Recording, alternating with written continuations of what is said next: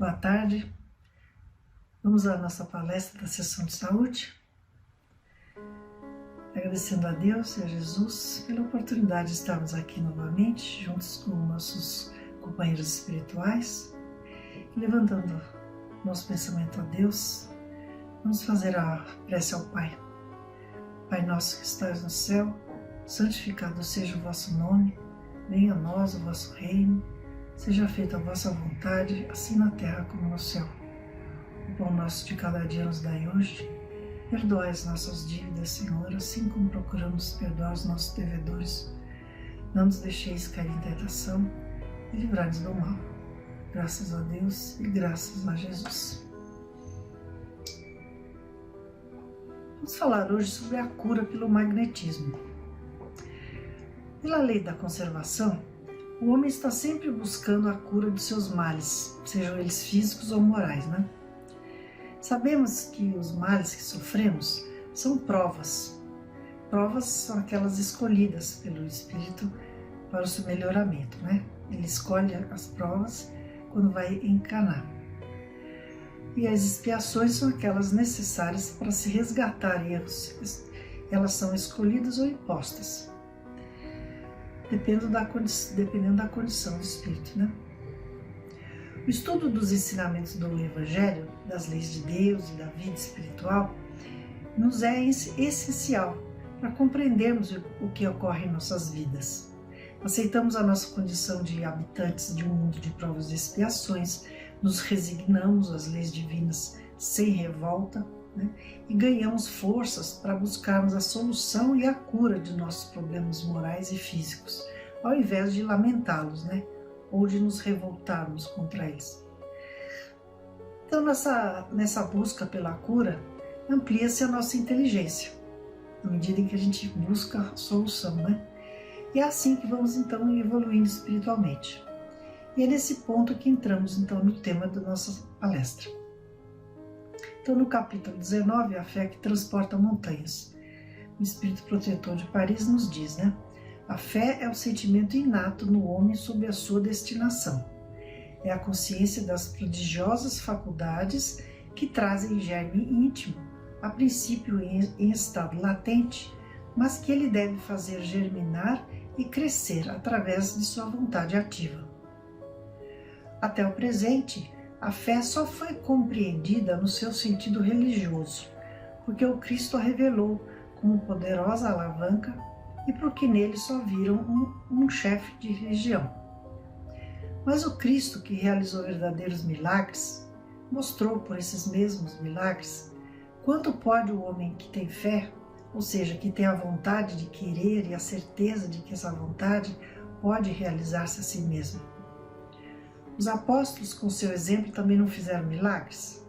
Ora, o que eram esses milagres, senão os efeitos naturais de uma causa desconhecida dos homens de então, mas hoje em grande parte explicada, e que será completamente compreendida pelo estudo do espiritismo e do magnetismo.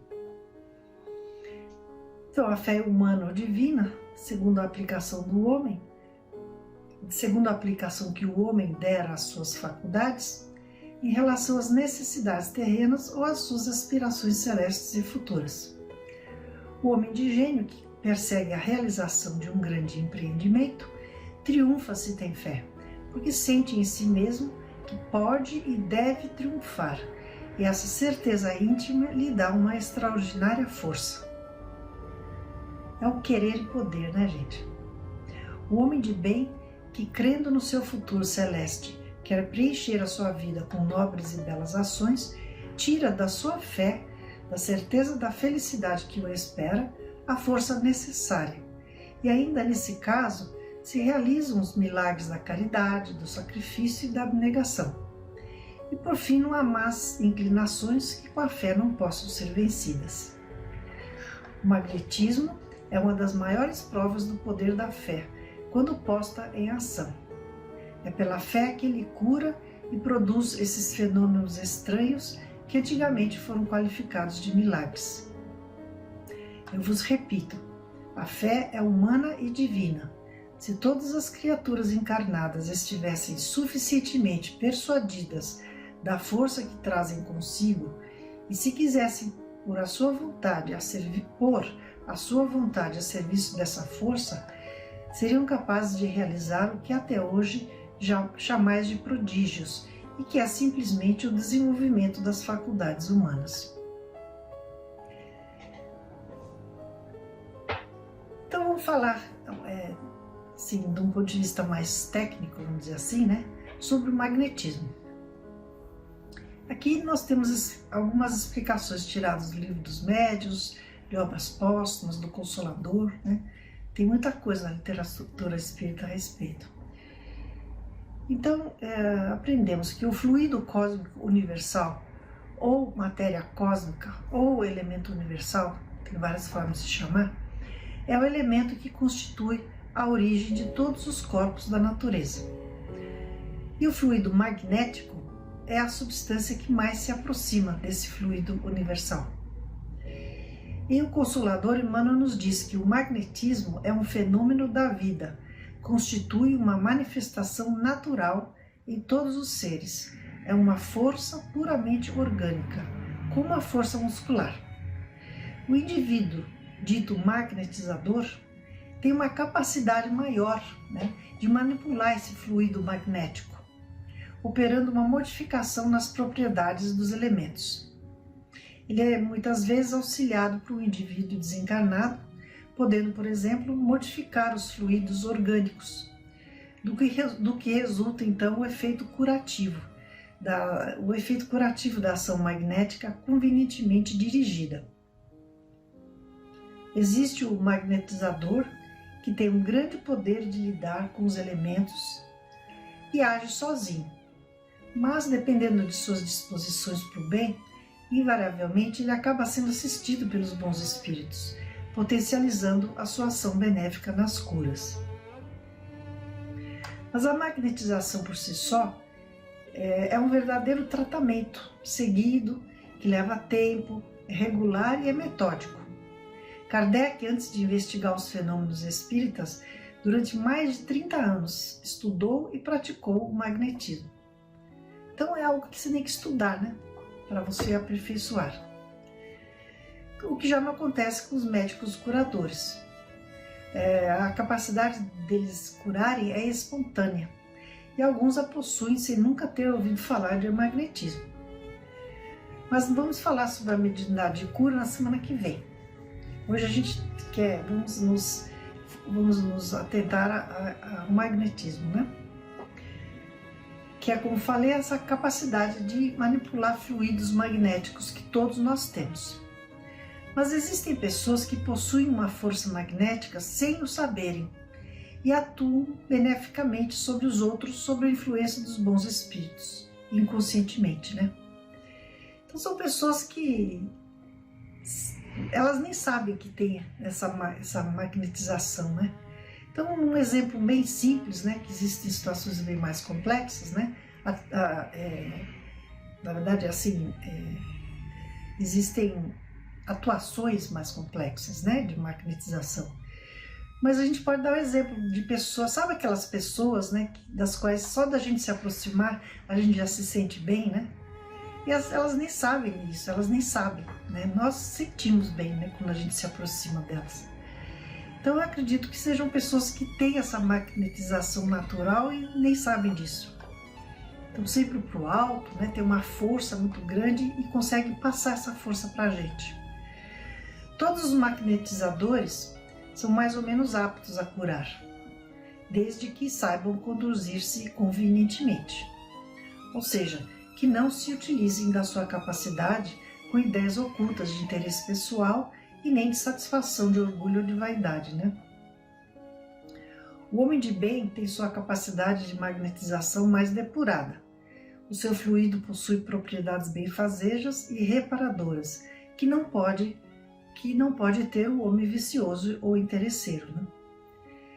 Então se pergunta no Livro dos Espíritos: por meio de cuidados dispensados a tempo, pode-se reatar pela força do magnetismo laços prestes a se desfazerem e restituir-se à vida um ser que definitivamente morreria se não fosse socorrido? E os Espíritos explicam: sem dúvida, e Jesus nos deu grandes exemplos disso, despertando pessoas em catalepsia ou aquelas quase mortas, né, por doenças como a lepra.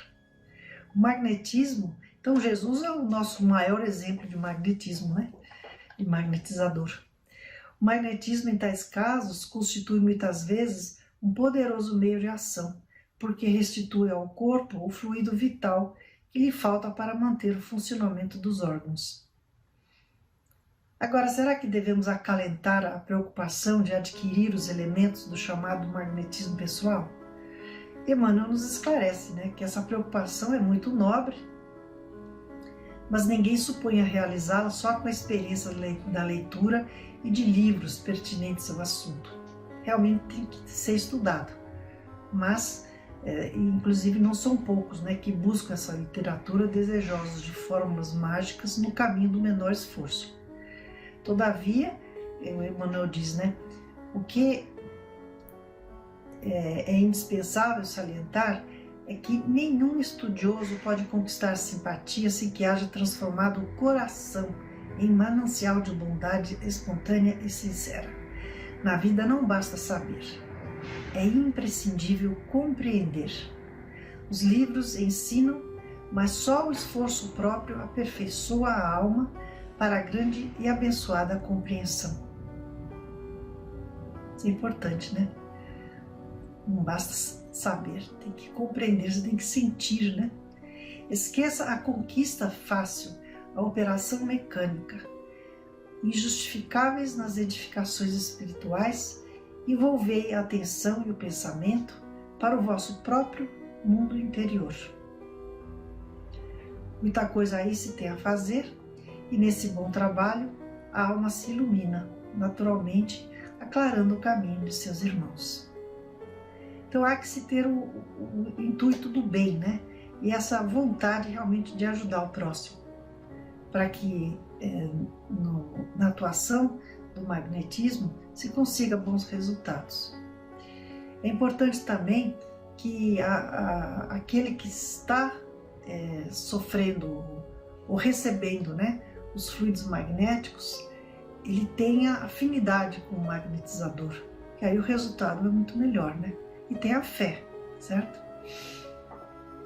Então vamos ler um dos casos de Chico Xavier, reportado no livro Lindos Casos de Chico Xavier, que Ramiro Gama compilou, né? Se chama A Medicação pela Fé. Muitos devem conhecer, né? Mas vale a pena pelo exemplo, né? A moça abatida num acesso de tosse chegara ao Luiz Gonzaga, que era o lugar onde o Chico trabalhava, né? Centro Luiz Gonzaga, com a receita médica. Estava tuberculosa. 2 hemoptises já haviam surgido como horrível prenúncio. O doutor indicara remédios, entretanto, Chico, disse a doente, o médico me atendeu e aconselhou-me a usar essa receita por 30 dias. Mas não tenho dinheiro.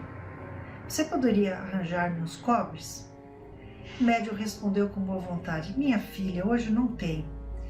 E meu pagamento no serviço ainda está longe. Sabemos que Chico não tinha uma condição financeira muito firme, né? Ele era um funcionário de uma repartição pública, né? Ganhava pouco, ainda sustentava a família. E a moça então fala, que devo fazer? Estou desarvorada. Chico pensou e disse-lhe, você peça à nossa Mãe Santíssima socorro, e o socorro não lhe faltará. A que horas você deve fazer a medicação? De manhã e à noite, disse a moça. Então você corte a receita em 60 pedacinhos. Deixe um copo de água pura na mesa em sua casa e no momento de usar o remédio, rogue a proteção de Maria Santíssima.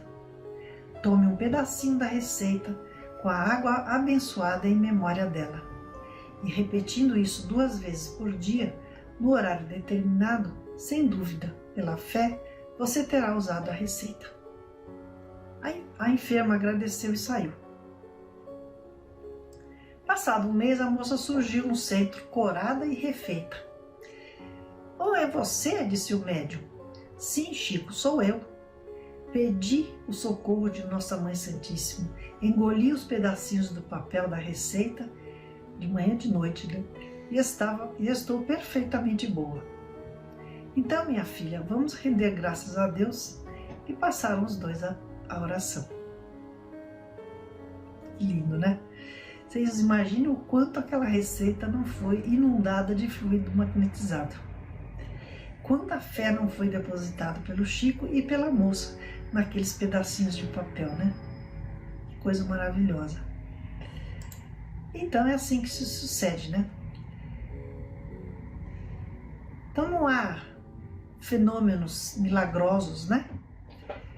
Há o que a ciência consegue explicar, né? O que antes era uma coisa milagrosa, né? Um fenômeno de milagre, uma coisa sobrenatural, né? Hoje em dia, a gente, com o conhecimento, né? A gente sabe que faz parte das leis naturais, né?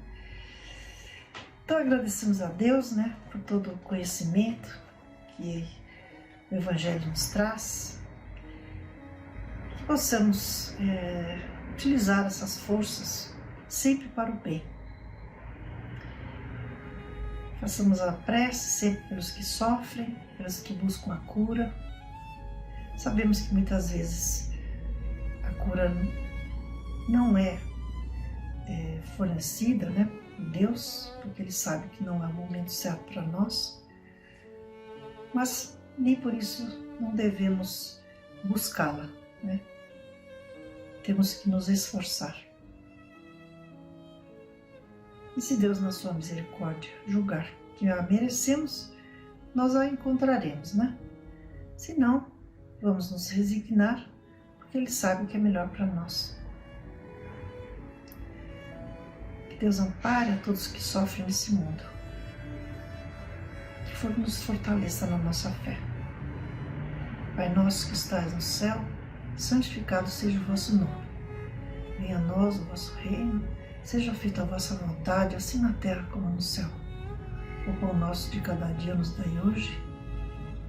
Perdoai as nossas dívidas, assim como procuramos perdoar os nossos devedores. Não nos deixeis cair em tentação, e livrai-nos do mal. Graças a Deus e graças a Jesus. Obrigada.